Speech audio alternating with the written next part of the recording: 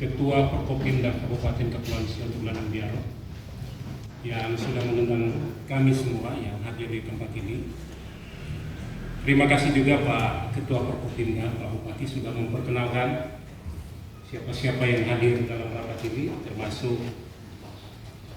teman-teman kita dari Tahuna. Salam hangat ya. Sehingga tanpa mengurangi rasa hormat, saya langsung saja menyampaikan hal-hal penting dalam forum yang sangat penting ini. Pertama, menurut data yang saya baca bahwa El Nino kali ini adalah El Nino Godzilla.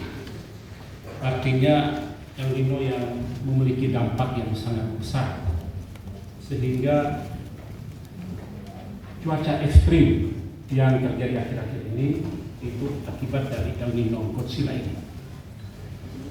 Pada tanggal 28 Juli kemarin, lembaga DPRD sudah melaksanakan rapat dengan pendapat umum dengan PJ daerah, juga hadir khususnya PDAM, direkturnya, Direktur PD Pelayaran, juga Badan Penanggulangan Bencana terkait dengan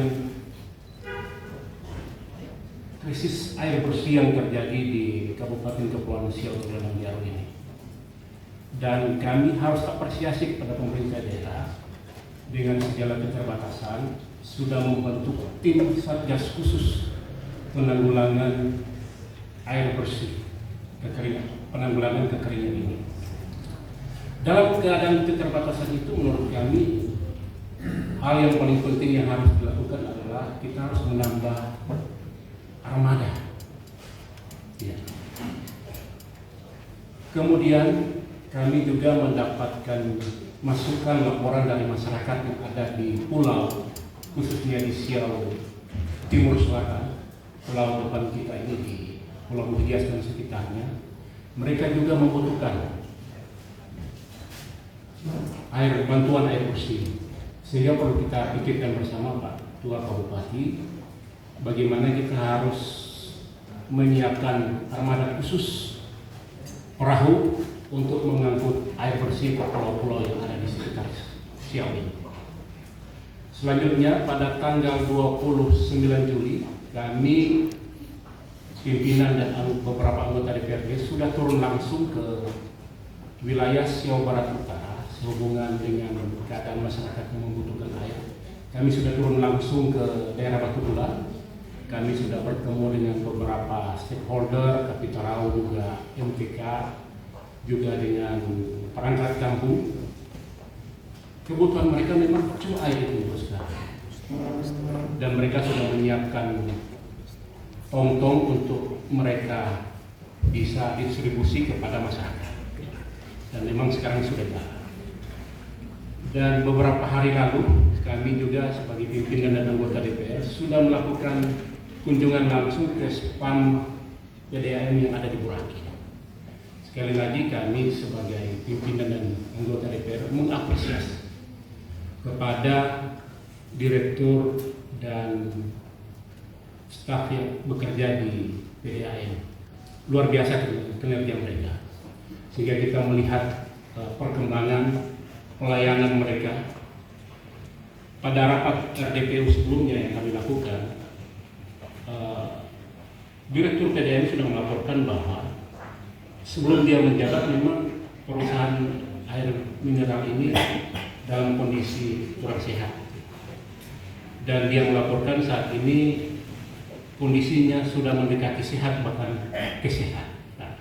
Sudah ada laba bersih keuntungan, sehingga sekali lagi kami sangat mengapresiasi kinerja dari Direktur PDAM. Mudah-mudahan laporan yang sama juga kami akan mendengarkan dari Direktur PD Pelayanan.